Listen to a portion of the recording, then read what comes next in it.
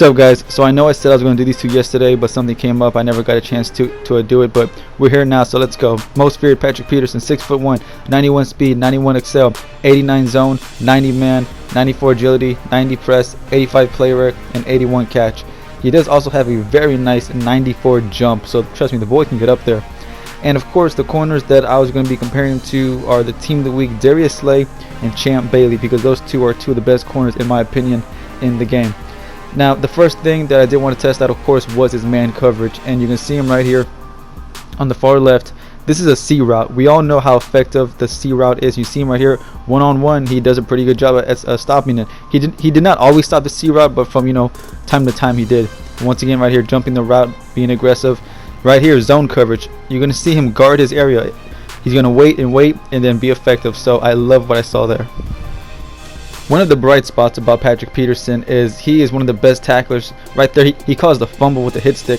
He's one of the few corners where if you throw a hit stick, it's actually going to land. You see right here. So one of the few corners who can actually throw a hit stick and not get bounced off over and over. You see right here, a solid tackler too. And look at this right here, man. 94 jump and the 81 catch. Look at this crazy interception, man. That was a Randy Moss type interception. So very, very good hands. And of course, a great pressing corner, no doubt about it, man. Can really hold his guy in check. Did not get beat too often when it came to a press. So you see right here, man, great hands. Like I said, can really get up there and get it.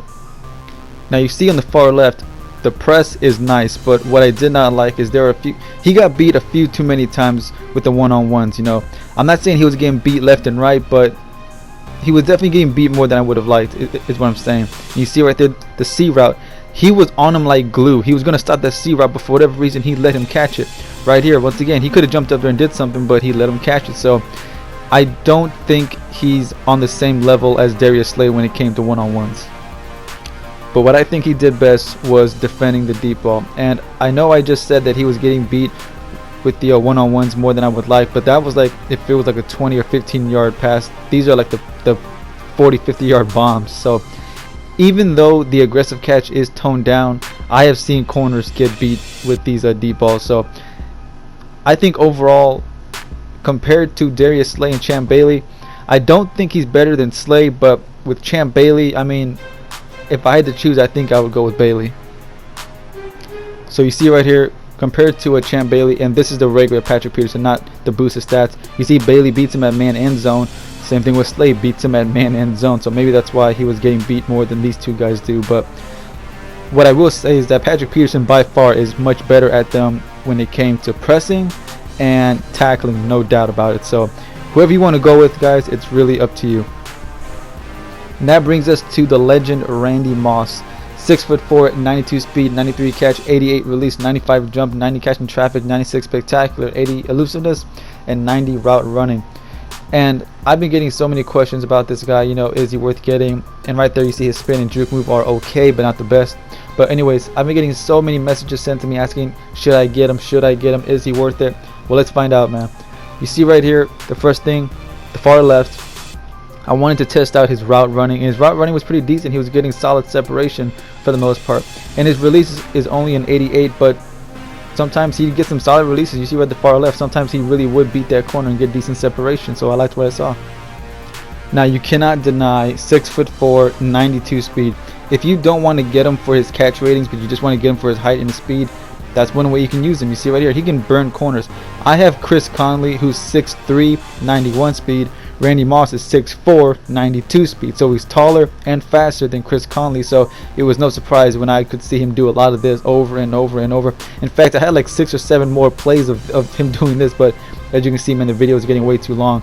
So trust me, if you want to use him as a speed guy, go ahead. It should be no surprise, throwing across the middle with Randy Moss, man, is an amazing option. Look at this play right here. You're going to see him go across the middle. This guy's going to try to user it because he knows it's coming. I throw it anyways. Look at him jump up, get that crazy jump animation, and catch the ball.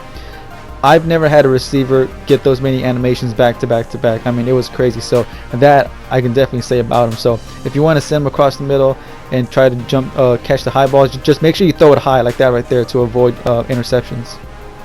Now, I really want to drive this point home, okay? When people ask me, if I spend $800,000 to get him, am I going to get my coins worth? The answer is obviously no. Because if you're trying to use them for this stuff right here, just to bomb the ball deep and pray for the 96 spectacular to come through for you over and over again, it's not going to happen. I had so many more of these bad plays, you know, just throwing the ball deep and having them pop out of his hands. So if you're getting him just to throw the ball deep and just watch him come down with it over and over, don't waste your coins. And with that being said, I'm not trying to say that he'll never ever come down with the aggressive catch. Of course, you see right here once in a while he will. But the thing is, you are never going to get your coins worth. That's the best way to put it.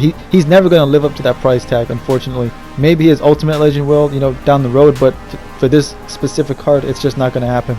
Especially when you got guys like, for example, Patrick Peterson, who I just told you about, who's good at stopping the deep ball, Darius Slay, Champ Bailey, Mel Blount, those guys who are so good at one-on-ones. So it's not even that surprising to me that he didn't come down with these consistently. So compared to guys like Tim Brown, Marvin Harrison, Herman Moore, you know, so on and so forth, he didn't really separate himself that much, except for maybe the speed. Honestly, I think that the height and the speed, that's really the only thing that separated them. Look right here, Tim Brown's a better route runner and better at catching in traffic. So if you want to spend your coins on Moss, that's completely up to you, but just don't ever expect him to live up to that price tag. But anyways, guys, that's gonna wrap this up. And also, Randy Moss is a pretty good run blocker too, so if you need him to run block, don't be afraid to do it. And my next review, I'm actually gonna wait until the Man of the Month cards, because I thought they were gonna come out today, but I guess not. So I guess we have to wait till tomorrow to see who we're gonna get. So anyways, guys, I'll see you boys for the next review. Don't forget to like, comment, subscribe, and I'll see you boys later. Peace.